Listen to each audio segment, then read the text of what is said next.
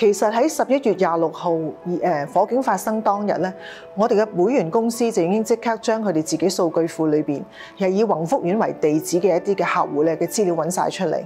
咁亦都設立咗啲24小時嘅緊急熱線去協助呢啲災民嘅。一般嚟講，要做一個死亡賠償，一定要有一個嘅死亡證嘅。咁但係而家咧就已經將呢個死亡證嘅安排咧可以豁免咗啦，亦都將一個嘅公保單嗰個還款期咧、供款期咧延長，令到個災民有多啲時間啦。有啲災民佢本身有個保單，裏邊有啲現金價值可以借出嚟用嘅，咁亦都可能有呢個嘅借錢而唔需要還息嘅一個期限。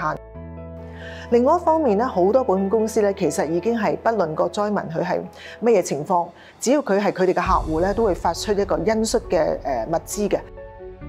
我哋就將呢啲嘅資料擺晒我哋嘅保險專頁度，方便啲災民咧一次過睇晒佢哋可以攞到嘅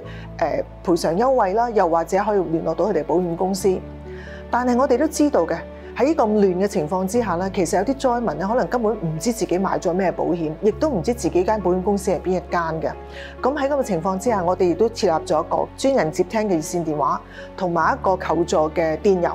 呢個兩樣嘢可以幫到災民做嘅嘢咧，就係由保聯喺呢度咧就幫我哋攞咗一啲譬如一啲嘅資料，然後發放俾我哋保險公司，反而幫我哋揾翻自己個保險公司嘅所屬嘅邊間保險公司啦，同埋買咗咩保單嘅，由保險公司主動聯絡翻呢一個嘅求助人。我哋都知道有成功嘅個案嘅，我哋都已經幫到一啲嘅求助者揾到佢哋嘅保險公司。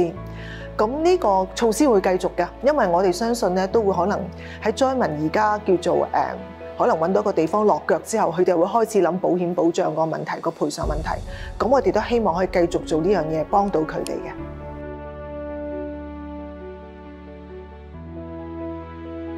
其實發生咗大埔呢個咁大型嘅火災之後咧，社會各界都一齊合力去捐助，咁保險公司都唔例外嘅。我哋嘅保險公司其實除咗透過佢哋嘅母公司啦、集團公司啦，或者自己嘅慈善基金咧，其實總共捐咗超過3億2千萬。咁其實保聯嘅我哋嘅管事委員會咧決定起個帶頭作用，首先捐出50萬啦。咁跟住保險公司亦都即刻響應。